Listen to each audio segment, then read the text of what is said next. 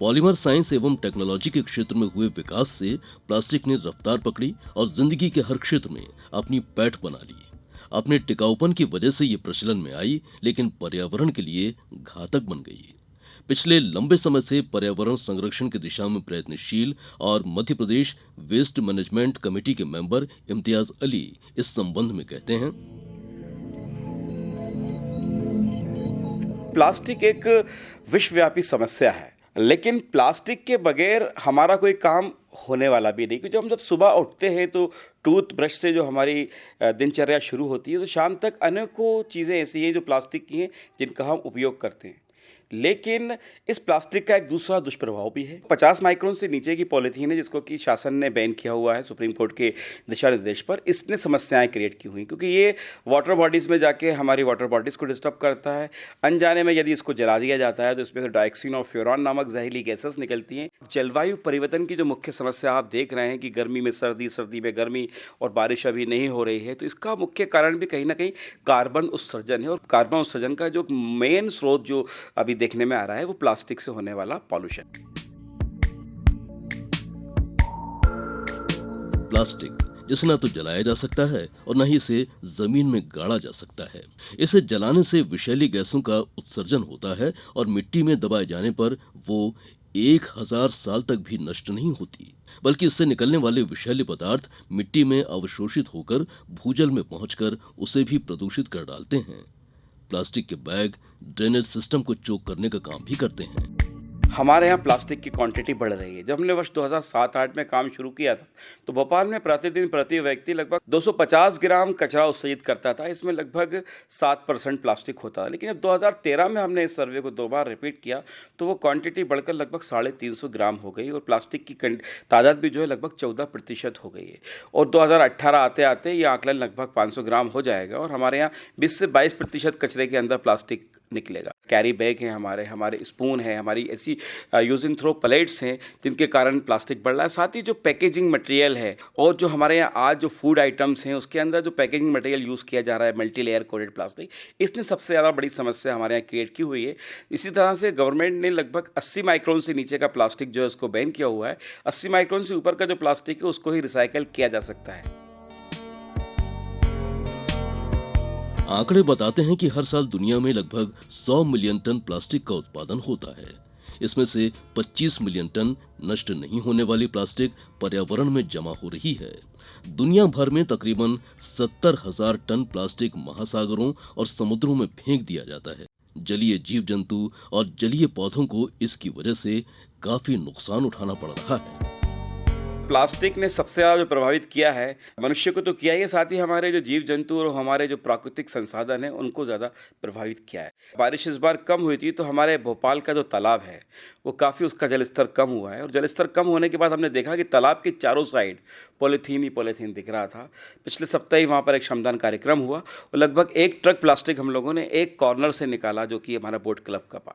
अब ये पतला पॉलीथीन जब प्लास्टिक के अंदर जाता है तो इसके अंदर टॉक्सिस होते हैं, वो टॉक्सिस घुलकर पानी के अंदर आते हैं। साथ ही जो जलीय जीव जंतु होते हैं वो इस प्लास्टिक को इनहेल करते हैं, जिससे कि जीव जंतुओं की मृत्यु होती है। भोपाल का ही हमारा आकलन एक ऐसा है कि प्रतिदिन भोपाल के अंदर 10 से 15 पशुओं की मृत्यु सिर्फ पॉलीथीन खाने से हो रही है और एक एक गाय के आमाशय में से 20-20 से 22-22 किलो के प्लास्टिक के गट्ठे निकल रहे हैं। इस तरह से ये जीव जंतुओं को तो प्रभावित कर ही रहा है। साथ ही इसके अंदर जो टॉक्सिस हैं, जिसके अंदर हम कोई फूड आइटम्स रखते हैं तो वो टॉक्सिस हमारे फूड आइटम्स के अंदर आ जाते हैं और उसको खाने से शरीर के अंदर कैंसर और दूसरी अनेक बीमारियां हैं जो घर कर जाती हैं। और आज जो पर कैपिटा मेडिकल एक्सपेंडिचर बढ़ा है उसके अंदर प्लास्टिक का एक बहुत बड़ा कहा जाए कारक है।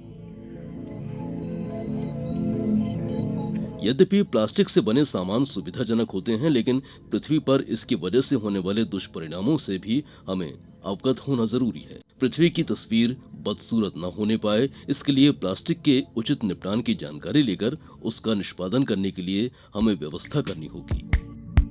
केंद्र सरकार ने जो है और माननीय प्रधानमंत्री जी ने स्वच्छ भारत मिशन एक बहुत ही अभिनव प्रयास जो किया है, इसके अंतर्गत लोगों में जागरूकता आई है। और आज बड़ा ही सौभाग्य की बात है कि पिछले 2 साल से हमारे प्रदेश के 2 बड़े शहर इंदौर और भोपाल 1 और 2 नंबर पर आए हैं, क्योंकि यहाँ पर काम हुए हैं। मध्य प्रदेश शासन ने प्लास्टिक को लेके ऐसे अभिनव प्रयास किए हैं कि 2008 में इस अमानक स्तर की पॉलीथीन को सीमेंट प्लांट्स के अंदर जलाकर सह ईंधन के रूप में उपयोग करना शुरू करा, जो कि भोपाल मॉडल के नाम से आज दूसरे राज्यों के अंदर इसको रिप्लिकेट किया जा रहा है। MPRRDC Madhya Pradesh rural road development authorities ने 4223 किलोमीटर प्लास्टिक से रोड बनाई है। तो ये 2 बड़े अभिनव प्रयास मध्य प्रदेश शासन के अंदर हुए हैं, जिसका अनुसरण दूसरे राज्य कर रहे हैं और दूसरे देश भी इसका अनुसरण कर रहे हैं। आज प्लास्टिक वेस्ट के सही प्रबंधन के तमाम प्रयास किए जा रहे हैं। वहीं उसके रिसाइकल या पुनर्चक्रण को लेकर भी कई स्तरों पर काम किया जा रहा है। प्लास्टिक वेस्ट के इस्तेमाल से सड़कों का निर्माण कर पर्यावरण संरक्षण के कई उदाहरण भी सामने आए हैं। इसके तहत बड़ी मात्रा में अनुपयोगी प्लास्टिक का उपयोग किया जाता है। 2010 में मध्य प्रदेश शासन के MPRRDC द्वारा जो है हमारी संस्था के माध्यम से अनुबंध किया गया, और हम लोगों ने ऐसी अमानक स्तर की प्लास्टिक जिसको ना तो रिसाइकल किया जा सकता ना रीयूज़ किया जाता, उसको हम लोग 2.4 साइज़ के चिप्स बनाकर बिटुमेन के साथ मिलाकर रोड निर्माण के अंदर उपयोग करते हैं। भोपाल के अंदर यदि आप राजा भोज सेतु देखेंगे तो वो भी प्लास्टिक से ही बनाया गया है। वीर सावरकर सेतु जो है वो भी प्लास्टिक से ही बनाया गया है। और भारत सरकार ने अभी ये गाइडलाइन जारी की है कि जो भी ग्रामीण रोड बनेंगे उसमें लगभग 5% रोड जो है वो प्लास्टिक से बनेंगे। प्लास्टिक के रोडों की विशेषता ये है कि ये आम रोडों से 3 टाइम्स ज़्यादा चलते हैं, पानी इसके अंदर बैठ नहीं पाता, जिससे कि इन रोडों की जो आयु होती है वो लंबी होती है, साथ ही इसकी लागत भी जो होती है कम आती है। तो इस तरह से मध्य प्रदेश ने जो 4500 किलोमीटर के लगभग जो रोडों का निर्माण किया है वो अपने आप के अंदर एक बहुत बड़ा फिगर है। साथ ही आगे भी इस टाइप के रोड बनेंगे और मध्य प्रदेश के अंदर भी अग्रणी होगा। प्लास्टिक पर बढ़ती हमारी निर्भरता के चलते हम सदियों से इस्तेमाल होते आ रहे विकल्पों को भूल गए हैं।